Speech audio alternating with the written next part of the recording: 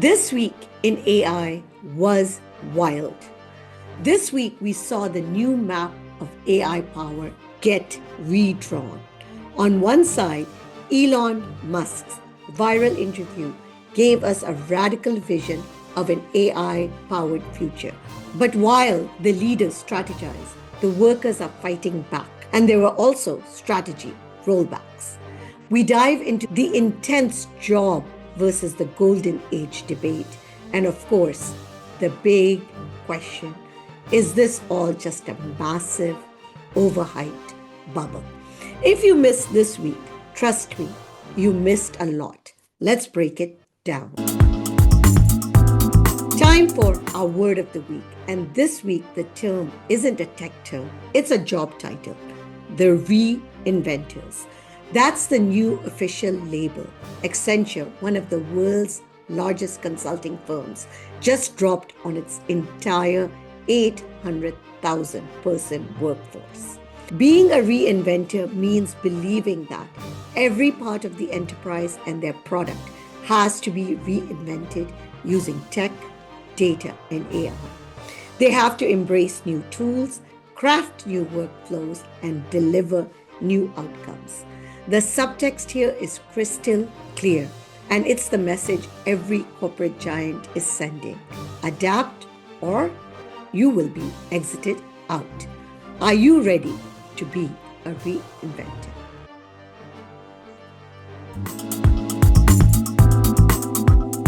Our quote of the week comes from a man who has been saying this loudly, boldly, and repeatedly across interviews.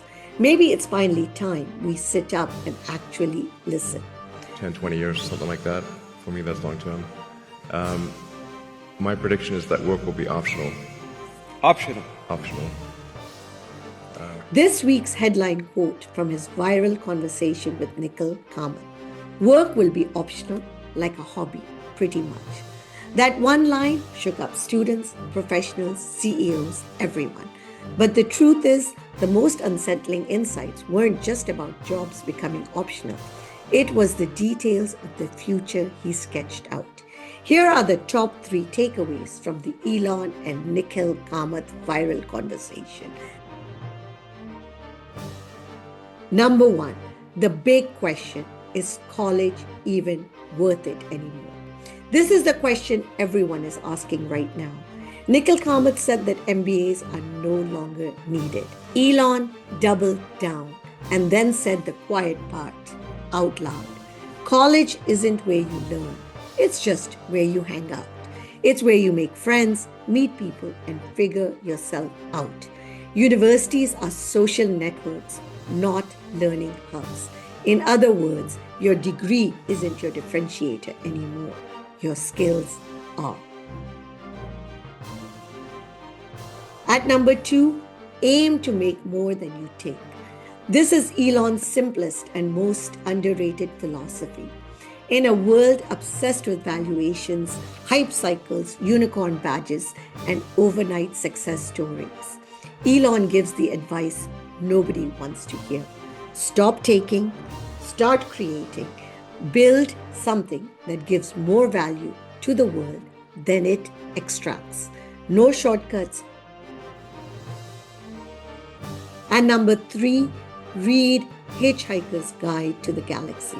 Hitchhiker's Guide to the Galaxy is like a book on philosophy disguised as humor. Yeah. And, Earth turns out to be this computer to understand, to figure out the answer of the meaning of life. Mm-hmm. And it comes up with the answer 42. But then it's like, what the heck does 42 mean? And it turns out, well, actually the hard part is the question, not the answer. This wasn't a casual book recommendation. This is Elon telling you how he thinks. The art of asking the right question, because it is questions that matter more than the answer.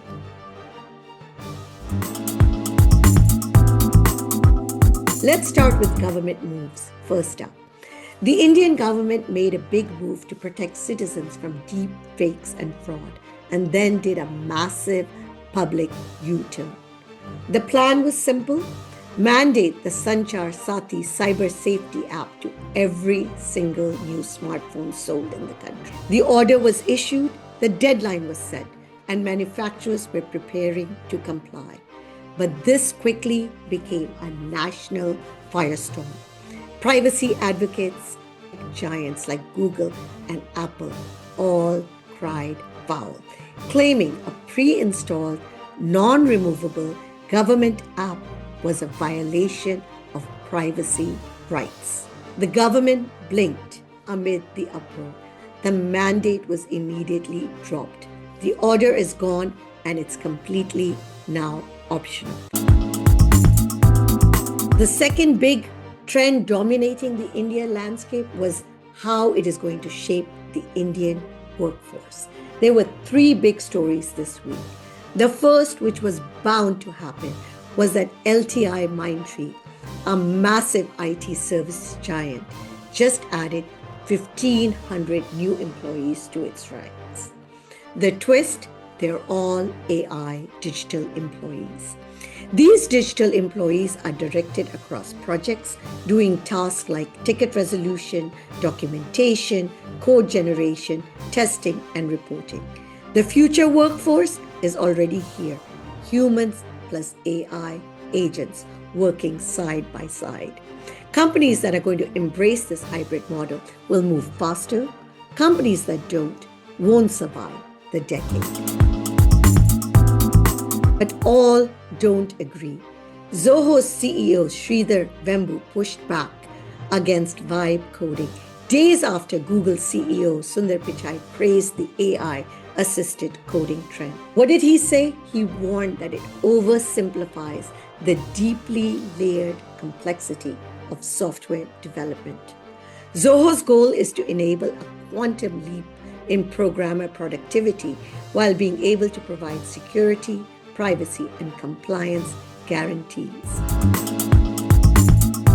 And then there was the fix to the legal system, which went all in on AI. Is this the fix that we were waiting for? Because Indian courts, let's face it, are jammed. There are over 54 million cases pending. SC Judge Justice Manmohan said AI could resolve 60% of India's backlog, cases that have been sitting for decades, by using an AI-assisted system to handle routine, non-complicated cases such as traffic challans, check bounce cases, small ticket offenses. Huge promise, but is India ready to overhaul its judicial system? Next up, AI is evolving, and so is how we will use it. AI glasses are easily the coolest gadget of the year. I tried the Meta glasses, and yes, they're really cool. Lightweight, instant photos, live answers, just like James Bond. Am I ready to buy them yet? Still not sure. Feels early and quite expensive. But then in China, Alibaba also announced their Quark glasses. China is going gaga over these. If Quark glasses land in India, things might get very interesting. 2026 might be the year AI jumps from your phone onto your face at an affordable price. Lastly, what is trending in India is actually AI. Google released its Year in Search Report 2025, and AI was one of the top trending terms on the list. And the number one AI app was, no surprise, Google Gemini. ChatGPT was not even featured in the top 5 in India. It was number 7, below DeepSeek and Perplexity. Gemini was trending so much, it was the number 2 search term in all of India. And of course, we must start with the AI bubble. The debate continues and it is exploding. The Bank of England warned the AI boom is being funded by heavy debt and that valuations are materially stretched. Then walked in Ruchir Sharma, one of the top economists, and said that AI has all the 4 classic signs of a bubble: overvaluation, overinvestment, over leverage, and over ownership. which is that to predict exactly when a bubble will burst is impossible. But there's a checklist that you can keep that where we're having. So at the slightest sign that interest rates are going to go up, I think is your sign that okay. And warned that there could be a hard landing by 2026. And then the rumors. Microsoft lowered its AI sales targets. And then there was Anthropic CEO Dario Amodei. He also acknowledged the risk of enormous investment in AI. On the technological side of it, I feel really solid. I think I'm one of the most bullish people around, and I think it pencils out. On the economic side, I have my concerns where even if the technology is really powerful and fulfills all its promises, I think there may be players in the ecosystem who, if they just make a timing error, if they just get it off by a little bit, bad things could happen. And then, of course, you always have Jensen Huang, the eternal optimist, who pushed back. This is not a bubble. This is a structural shift. To settle it, we asked our bots again: Gemini, Claude, Copilot, ChatGPT, Perplexity, and Grok. Last week, they had told us that yes, 80% had said it was a bubble. But this week, it was 50-50. The bots are officially divided, whether there's a bubble or not. The second big divide was about jobs, as if the AI bubble debate wasn't big enough. This week brought about another massive split. Will AI wipe out jobs or create more than it destroys? We already know Elon's answer. Ultimately, there will be no need to work in the next 10 to 20 years. Bold, extreme, and very Elon. Major leaders stepped in with their own takes. Sundar Pichai warned, no job is safe, not even mine. AI will disrupt far more roles than people expect. Arvind Krishna from IBM pushed back. Not every layoff is because of AI. Some cuts are simply business cycles, not automation. AWS CEO Matt Garman says that the technology amplifies human capability rather than eliminating jobs outright. AI agents work best as productivity tools, not workforce substitute. Dario Amodei, CEO of Anthropic, he's one of the few CEOs openly saying big chunks of entry-level work will vanish. And then you've got the godfather of AI, Geoffrey Hinton, warning us every week. It seems very likely to a large number of people that we will have massive unemployment caused by AI. The people building AI don't agree on the future of work. That tells you how uncertain this transition really is. And the third big trend is about fear, and fear. And who will really win the AI wars? There is literally a meltdown. Every company, every country, even the giants are terrified of losing the AI race.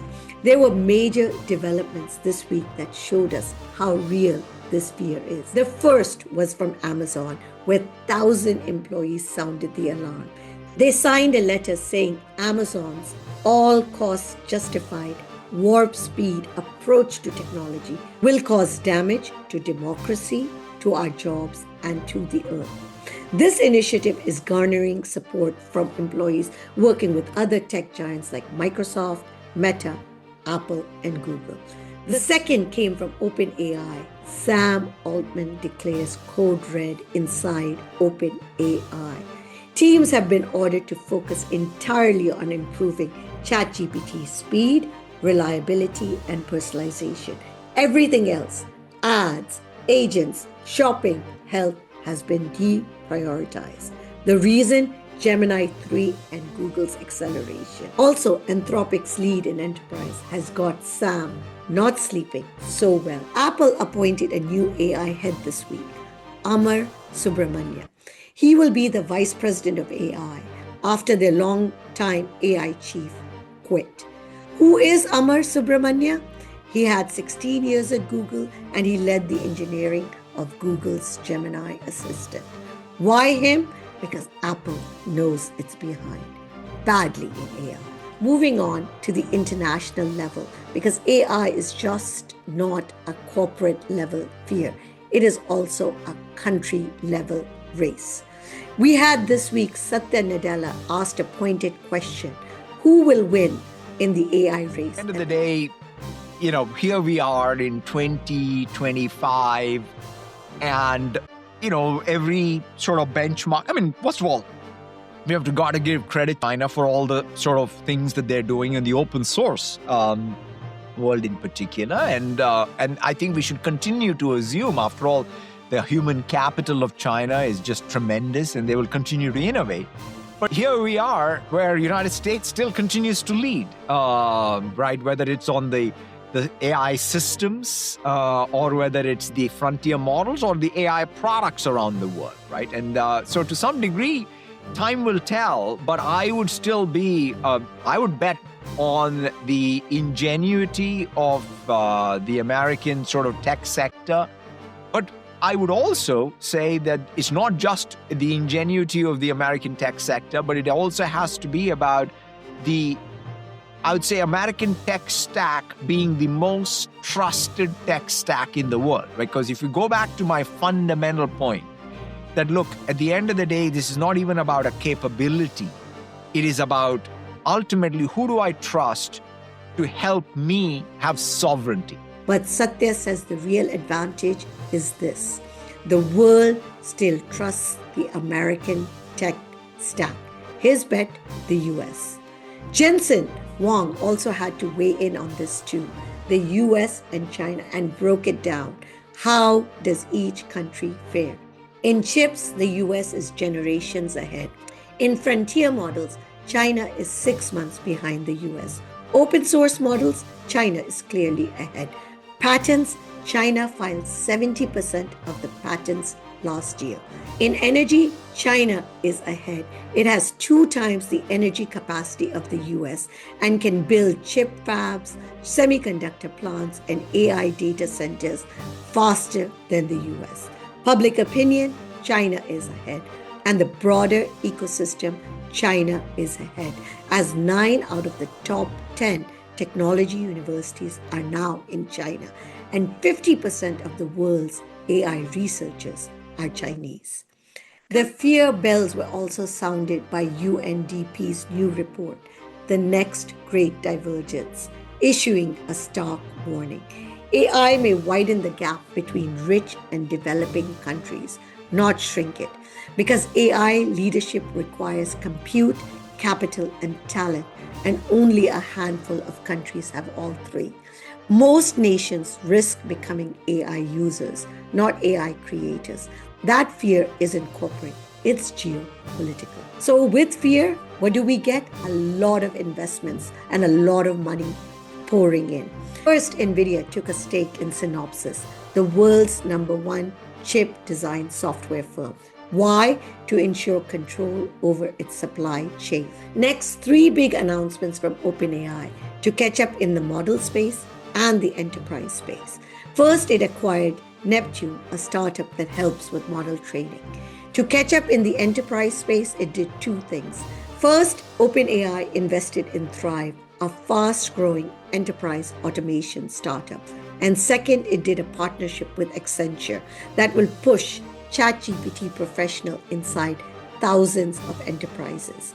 These aren't regular deals, they're defensive moves. Fear is driving the model wars, which have become intense and real. Now, almost every quarter, new models are dropped because no one can be seen being behind in the benchmark test. Anthropic launched Claude Opus, and DeepSeek dropped 2 new models this week. The pressure has spiked because Gemini 3 blew away all the benchmarks. Model superiority is becoming a thing. Everyone wants to win the AI war, but this week made something deeper clear. Everyone is scared of losing it. Moving on to the viral news, let's start with the dark side of AI. The biggest viral moment this week came from Anthropic, and it shook everyone. Their new paper, Sleeper Agents, revealed that AI can learn deception, blackmail-like behavior, and reward hacking. The premise is that humans are capable of strategic deceptive behavior, behaving helpfully in most situations, but then behaving very differently in order to pursue alternative objectives when given the opportunity. If an AI learned such a deceptive strategy, could we detect it? Could we fix it? What happened? The safety training tried to fix the AI. The model hid its bad behavior. That single idea on AI pretending to be safe sent social media into panic mode. The internet asked the question nobody wants to hear. Can AI actually turn evil? And then we are talking about the AI sustainability shockwave. A TED Talk went viral explaining how a single large AI model can consume as much electricity as entire countries, and how global data centers may hit 10% of world electricity by 2030. Companies are rushing to build data centers, and people have started calling AI the new oil, not because of money, but because of its massive resource hunger. The question blowing up online wasn't how powerful AI will get. It was, can the planet actually power AI? One more story went viral, the HBR neuroscience warning. The article explained that when people rely too much on AI, they lose deep attention, memory recall, and critical thinking abilities.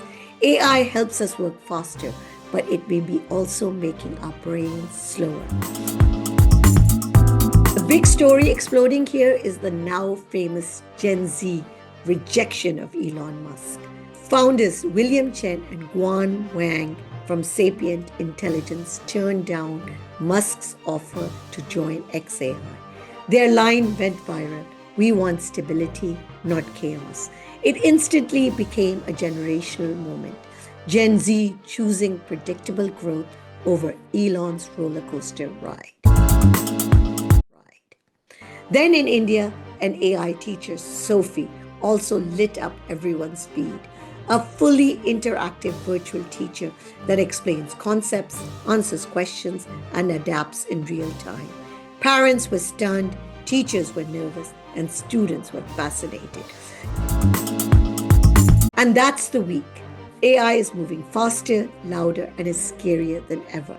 From courts and classrooms to companies and countries. If there's one question to leave you with, it's this: are you a reinventor, or are you waiting to be disrupted?